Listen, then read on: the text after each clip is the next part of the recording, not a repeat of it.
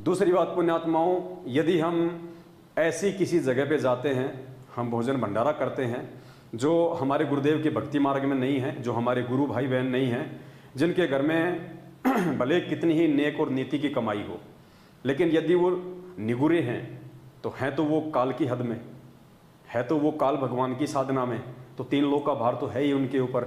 तो परमेश्वर ने एक सत्संग के माध्यम से हमें बड़े प्यार से समझाया है कि यदि आप ऐसे भी अपने किसी भगत भाई बहन के आप अपने किसी रिश्तेदार के घर पे जाते हो या किसी यार दोस्त के घर पे जाते हो, पहली बात तो पुण्यात्माओं, इस भक्ति मार्ग में आने के बाद भक्तों का ना तो कोई यार दोस्त होता है, ना किसी बहन की कोई सहेली होती है।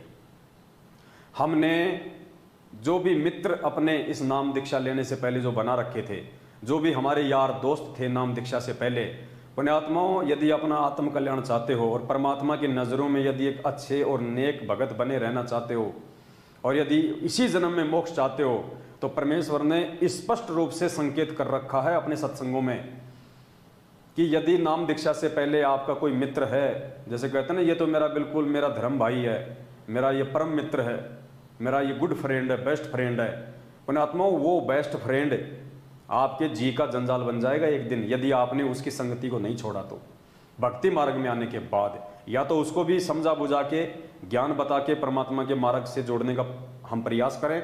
यदि वो नहीं जुड़ पाता है तो पुण्यात्माओं, आपने उस अपने बेस्ट फ्रेंड की साथ संगति को, उसकी कुसंगति को हमने छोड़ देना चाहिए। वो हमारे किसी काम का नहीं है, एक ना एक दिन वो हमको ले डूबेगा अपने विचारों के चलते।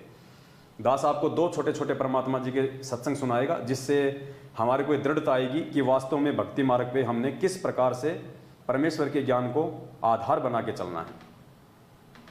सबसे पहले परमात्मा मित्र के विषय में संकेत कर रहे हैं कि आप अपने मित्र को या तो भक्ति मार्ग पे लगा दीजिए या फिर वही मित्र एक दिन आपकी कमजोरी का कारण बन जाएगा, आपके भक्ति नाश का जो है वो कारण बन जाएगा। ध्यान से सुनिए परमात्मा का सत्संग। वही व्यक्ति विचलित होगा जो गुरुदेव से प्यार नहीं करता, जो गुरुदेव पर पूर्ण आश्रित नहीं है। वही व्यक्ति विचलित होगा जो गुरुदेव से प्यार नहीं करता, जो गुरुदेव पर पूर्ण आश्रित नहीं है। जैसे आप सत्संग में आते हो, यहाँ भी एक दूसरे से यारी जोड़न में लागे रहते हो, तो फिर वो भी आपको हानि कर जाए, क्योंकि काल वहां पर हो सकता है कि किसी यहाँ बने हुए मित्र के रूप में खड़ा हो जाए और आप उसके साथ साथ उस दूसरे स्थान पर जा पहुंचो। इसलिए परमात्मा कहते हैं, गुरु को तजय बजय जो आना ता बसवा को फोकट कहना।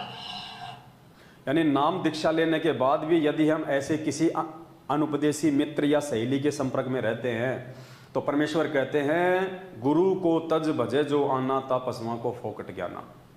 पुण्यात्माओं, एक एक पॉइंट पे हमने बहुत गहनता से विचार करना है। बड़ी मुश्किल से बिल्ली के भाग का ये छीका टूटा है अब की बार, जो परमपिता परमात्मा ने हमें अपनी शरण में लिया है, ये अनमोल ज्ञान दिया है। पुण्यात्माओं, ये गोल्डन चांस है, ये मौका, ऐसा महासंयोग असंख्य जन्मों के बाद में, असंख्य युगों के बाद में आता है। ये सबसे पहले तो ये कलयुग का समय, और इस कलयुग में भी बिचली पीढ़ी, और बिचली पीढ़ी में आप और हमारा मानव जन्म, और आप और हमारे मानव जन्म में रहते सहते इस परमात्मा का आने के बाद आप और हमको सद्बुद्धि देके अपनी शरण में लेना, और शरण में लेने के बाद पुण्यात्माओं भक्ति पे टिके रहने की प्रेरणा करना, और उसके बाद ये बरवाला कांड होना, और कांड के बाद में संगत का 2 भागों में विभाजित होना, और एक भाग जो ज्ञान आधार से चल रहा है, परमेश्वर के वचनों पे चल रहा है, साध संगति, उससे जोड़ देना। पुण्यात्माओं, ये महासंयोग है। ये असंख्य युगों के बाद अगर किसी का बैठे तो बैठे, वरना कोई चांस नहीं है। तो हमने अब की बार मौका चूकना नहीं है, कोई लोक लाज शर्मा शर्मी नहीं करनी, हमने कोई देखा देखी में नहीं चलना, भेड़ चाल में नहीं चलना। गुरु जी का भाई गोबर खारा खाने दो, हमने तो जो परमात्मा ने खाने के लिए आदेशित किया वही खाना है। हमने देखा देखी में नहीं चलना, किसी के पीछे नहीं चलना। गुरु जी की बेटी क्या कर रही है, गुरु जी की बेटी क्या बोल रही है, गुरु जी का भतीजा क्या आदेश दे रहा है, कोऑर्डिनेटर क्या मनमुखी काम कर रहा है, नामदान संचालक क्या तानाशाही आदेश दे रहा है, हमने इन सब बातों पे बिल्कुल भी विचार नहीं करना है।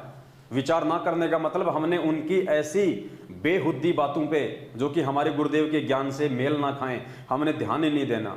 हमने केवल परमेश्वर के वचन को फॉलो करना है। जो बातें गुरुदेव ने सत्संग में हमारे को बता दी कि बेटा ये कर्म करने से भक्ति बनेगी और ये कुकर्म करने से भक्ति बिगड़ेगी।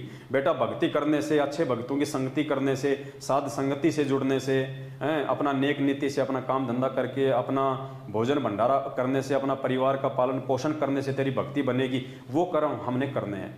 और गुरुदेव ने कहा कि बेटा ये राजनीति करने से, आरक्षणों में जाने से, कभी उस पार्टी को वोट देना, कभी उस पार्टी को वोट देना, गुंडों की सीबीआई जांच करवाना, कभी रक्तदान, कभी देहदान, फालतू में एक दूसरे की देखा देखी में चलना, इनसे हमारी भक्ति बिगड़ेगी।